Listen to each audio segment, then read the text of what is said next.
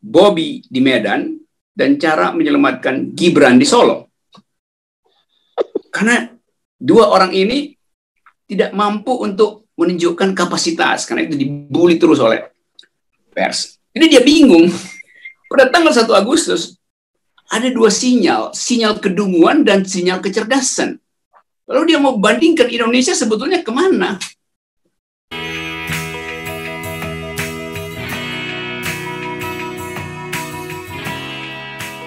Dan kontra. Bang Rocky juga sering menulis pandangannya di media dan diantaranya berhubungan dengan permasalahan perempuan.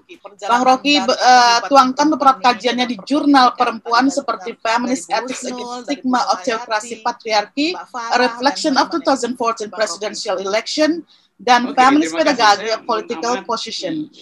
Untuk Bang Rocky ini agak beda nih pertanyaannya nih. Setahu kami nih, Bang Rocky tidak pernah masuk ke dalam politik praktis, tapi menjadi cantelan orang-orang politik atau dirangkul oleh partai-partai politik. Dan obviously, Bang Rocky juga bukan seorang perempuan. Tapi mungkin banyak orang yang tidak tahu nih. Tapi lebih dari itu, Farah meninggalkan satu tradisi baru bahwa keberhasilan itu ditentukan oleh kapasitas, bukan oleh fasilitas. Karena itu, apa yang dia pikirkan tidak terhalang oleh apa yang dia katakan. Yang dia pikirkan ditumpahkan dalam kalimat yang tidak ada jeda. Jadi, runtut antara pikiran dan kalimat. Kusnul, dosen yang bertahun-tahun ingin mengaktifkan demokrasi itu. Dan kecerdasannya menghasilkan jejak regulasi dalam politik Indonesia. Perubahan-perubahan regulasi yang dibuat oleh Kusnul. Ibu Nur memberi jejak politik dunia pada figur politik perempuan Indonesia. Jadi kalau orang mau riset tentang politik perempuan dan parlemen dunia, itu pasti akan ketemu nama Nur Hayati itu. Jadi tiga perempuan ini menjadi sinyal bahwa pikiran cukup untuk mengaktifkan ulang Indonesia. Jumlah pikiran yang ada pada ketiga perempuan ini menunjukkan bahwa Indonesia tidak kekurangan stok. Nah, sialnya, saya mulai dengan sialnya. Kalau Kusnul dipecat sebagai dosen, 10 tahun ke depan ada orang yang riset tentang sejarah intelektual Indonesia. Lalu ditemukan Kusnul dipecat sebagai dosen.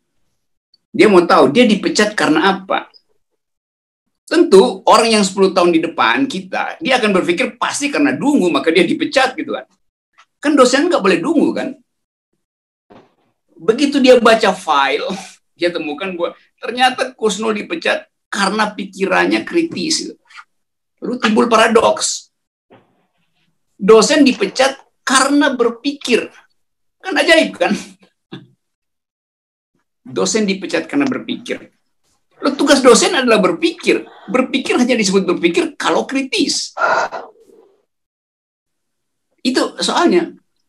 Jadi kita lihat bahwa begitu banyak paradoks di dalam perpolitikan kita yang membuat harapan terhadap masa depan itu makin lama makin luntur harapannya. Banyak guru besar yang otaknya kecil, tapi kenapa nggak dipecat? Kan mestinya nggak boleh kan guru besar otaknya kecil kan? Tapi justru diberi fasilitas. Sudah jadi dosen, karena pro pemerintah dikasih jabatan komisaris. 2 kali gaji itu. Jadi kita ada di dalam suasana ini. Nah sekarang saya bayangkan misalnya ya, ada researcher ingin bikin snapshot, momen opname, apa sih yang terjadi di hari Sabtu tanggal 1 Agustus di Indonesia. Kita bayangkan 5 tahun ke depan ada orang mau riset tentang narasi politik Indonesia. Lalu dia ambil tenggang waktu, dia mau tahu di tanggal 1 Agustus ada pembicaraan apa aja dalam politik Indonesia. Dia buka file, dia ketemu dengan YouTube, webinar, Forum Tanah Air. Lalu dia ambil kesimpulan bahwa Indonesia tidak mungkin kolaps karena ada orang yang berpikir. Tapi kemudian, pada hari yang sama, tanggal 1 Agustus ini, 5 tahun ke depan, orang itu menemukan webinar lain, yaitu sekelompok orang sedang berdiskusi cara menyelamatkan Bobi di Medan dan cara menyelamatkan Gibran di Solo. Karena dua orang ini tidak mampu untuk menunjukkan kapasitas, karena itu dibully terus oleh pers. Jadi dia bingung. Pada tanggal 1 Agustus, ada dua sinyal, sinyal kedunguan dan sinyal kecerdasan. Lalu dia mau bandingkan Indonesia sebetulnya kemana? Kan kalau saya dengar Farah menerangkan dengan lugas tadi, dengan logik yang teratur, pemahaman baru 6 bulan dia paham tentang isi dari tugas di Komisi 1. Itu artinya dalam kapasitas semacam itu, mestinya Farah bisa jadi wali kota di 2 tempat sekaligus, di Medan dan di Solo. Kalau saya bikin perbandingan, ya itu hasilnya tuh. Tapi kita ada di dalam kekacauan orientasi. Kita berpikir bahwa kita bisa selamatkan negeri ini dengan pikiran. Justru pemerintah tidak menghendaki ada orang berpikir. Dia ingin ada orang yang nurut-nurut aja tuh. Kalau kita sebut misalnya orang ngomong tentang dinasti-dinasti, ya saya anggap yang ada soal dinasti itu. Kalau ada edukasi politik panjang, sejarah Eropa dinastinya, Amerika dinastinya, tapi ada sejarah edukasi itu. Swedia misalnya dulu pernah dipimpin oleh seorang perempuan, kalau nggak salah namanya Ratu Kristina, anak dari Raja Gustav yang terbunuh. Lalu anaknya itu terpaksa harus jadi pengganti ayahnya sebagai perempuan pada usia 5 tahun. Dan dididik dalam 10 tahun, belajar tentang sejarah Eropa, belajar ilmu pengetahuan, belajar tentang kepemimpinan, belajar tentang, dan dia bisa menjadi Ratu Swedia, Belgia, Swedia yang berhasil karena ditrain. Jadi dinasti itu perlu training, bukan tiba-tiba dinasti minta surat rekomendasi. Nggak ada tradisi politik dinasti yang langsung minta rekomendasi itu tanpa ada training. Nah, kita ada di dalam keadaan semacam itu. Jadi saya bayangkan bahwa yang dibicarakan oleh 3 kawan saya tadi, perempuan, Farah, Kusno, Nur Hayati, adalah keluar dari kemampuan akalnya, dari otaknya tuh. Itu yang kita perlukan tuh, bahwa kepemimpinan laki mau perempuan pertama-tama adalah kepemimpinan pikiran. Karena demokrasi bukan sering disebut sebagai demokrasi adalah kepemimpinan rakyat, bukan. Demokrasi adalah kepemimpinan akal melalui kepemimpinan rakyat itu. Jadi orang yang nggak cukup akal, ya jangan memimpin sebetulnya tuh. Karena berbahaya tuh. Apalagi dalam politik. Politik itu urusan mendistribusikan keadilan. Itu seluruh ilmu mesti bergabung untuk memutuskan mana yang adil, mana yang enggak. Nggak bisa ilmu itu sekedar kemampuan untuk menyalurkan kepentingan atau membail out korporasi yang sebetulnya udah kropos karena kepentingan politik. Nggak bisa begitu kan hasilnya tuh. Ini sekali lagi saya senang karena diperlihatkan bahwa 3 perempuan ini akan dicatat oleh sejarah sebagai pemberi legacy, konsep yang membuat kita percaya ada masa depan. Nah, sebaliknya, hari-hari ini banyak pemimpin yang kepalanya besar atau besar kepala, padahal isi kepalanya itu lebih kecil dari klepon. Nah, kita ingin agar supaya satu waktu nanti orang akan mengingat bahwa di hari Sabtu, tanggal 1 Agustus, ada pembicaraan tentang pikiran. Dan Indonesia harus ditumbuhkan kembali melalui kepemimpinan pikiran. Terima kasih. Makasih Bang Rocky. Tapi kalau lihat Mbak Farah, milenial sekarang udah banyak terlibat di politik skala nasional, gimana menurut Bang Rocky ini prospek buat milenial ke depannya ini di dunia politik? Ada milenial yang, istilah milenial itu jadi istilah yang paling konyol kalau dipakai dalam konteks Indonesia. Yeah. Karena milenial artinya dia yang punya konsep, punya gagasan untuk dipertengkarkan dengan atasannya. Itu milenial biasanya begitu seharusnya. Tapi milenial di kita, apalagi yang ada di istana, itu bahkan bajunya diseragamin putih hitam. Gimana milenialsnya kalau semuanya diseragamin? Jadi distingsi di dalam pikiran itu nggak mungkin. Bajunya aja seragam, bahasa tubuhnya seragam, simbolnya seragam, sinyalnya seragam. Itu kan bukan milenials kan.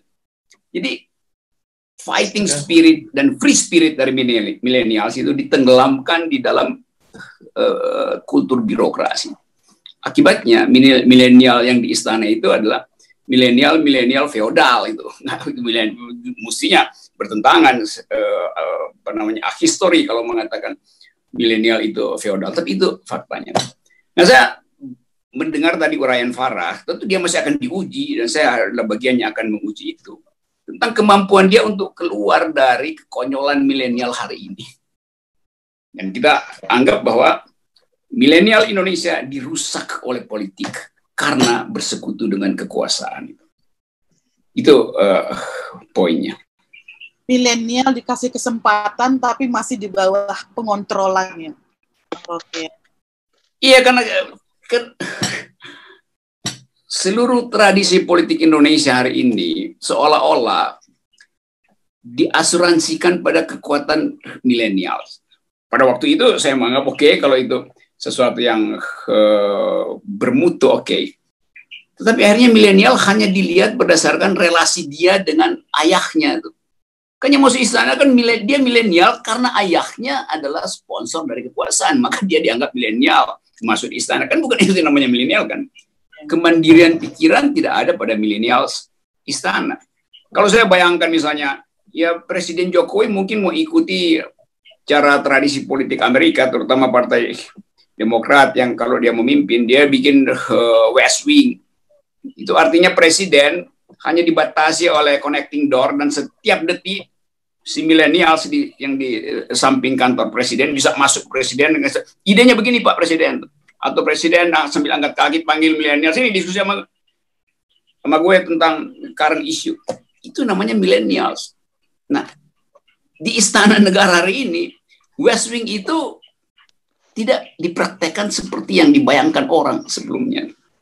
Millennials nggak punya inisiatif untuk menegur presidennya tuh. Millennials nggak tanya presiden, Mr. President, do you speak feminism? Do you speak environmental ethics?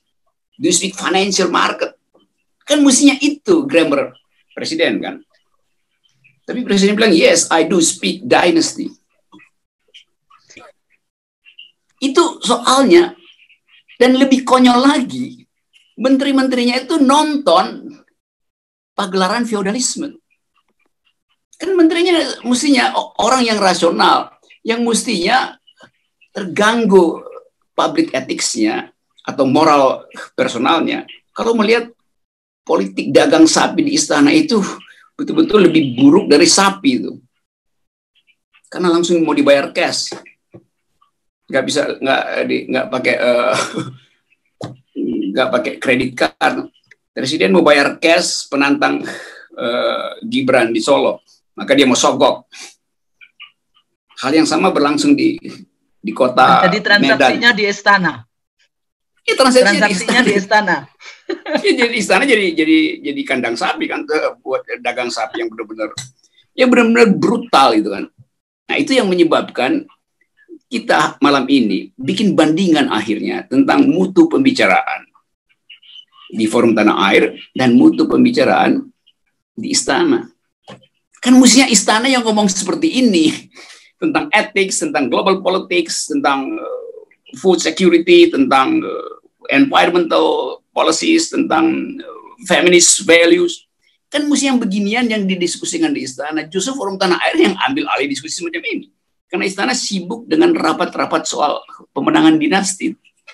Nah, ini bangsa yang dikutuk untuk mentertawakan dirinya sendiri. Karena seluruh fasilitas yang disediakan oleh pikiran global tidak pernah jadi bahan pembicaraan di istana. Yang adalah bahas nanti bansos yang 20 miliar ini yang akan beli siapa itu. Jadi begitu aja. Ya, UMKM nggak bisa beli nggak bisa nyeruin bansos karena minimal dia mesti sedia 20 miliar, dan itu juga adalah membeli barang yang sudah disiapkan oleh pebisnis istana. Jadi mental semacam ini yang ingin kita perlihatkan. Nah, waktu kita bicara tentang kepemimpinan politik perempuan, kita ingat satu prinsip bahwa keadilan itu melekat sejak dari rahim perempuan. Karena perempuan memberi kehidupan, dan hidup hanya bisa bertahan kalau keadilan ada bersama-sama dengan anak cucu kita. Jadi tradisi memimpin dengan fasilitas justice adalah tradisi intelektual yang bisa dilakukan semua orang kalau dia paham tentang ethics, dia paham tentang justice. Nah, pelajaran pertama kehidupan adalah justice, yaitu mendistribusikan nutrisi pada calon manusia yang ada dalam rahim perempuan. Jadi perempuan itu adalah pemberi justice pertama. Itu seharusnya yang dipikirkan oleh kekuasaan. Bukan sibuk untuk mendistribusikan bansos yang udah dikorupsi bertingkat-tingkat, itu dikorupsi oleh si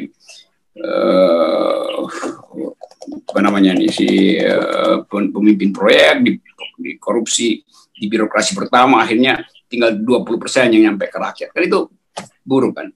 Jadi cara berpikir semacam itu yang saya anggap harus kita berantas dengan mengembalikan politik pada prinsip keadilan. Orang hanya berpolitik dalam upaya untuk menghasilkan keadilan. Jadi politik itu sinonimnya adalah justice. Dan justice adalah pengalaman dasar perempuan. Jadi jangan ajarin perempuan soal justice karena dia hidup 24 jam dengan injustice. Jadi dia bisa bedain mana yang just, mana yang unjust. Saya kira itu teman-teman di forum Tanah Air dan para panelis. Oke, terima kasih Bang Rocky. Jadi tadi kita sudah mendengar pandangan para tokoh kita hari ini tentang perempuan dan politik. Jadi perempuan itu kunci menghasilkan politik yang bersih, yang sehat, dan demokrasi yang jalan. Tapi untuk kondisi di Indonesia saat ini yang semakin ruwet, mudah-mudahan itu bisa terlaksana. Baik.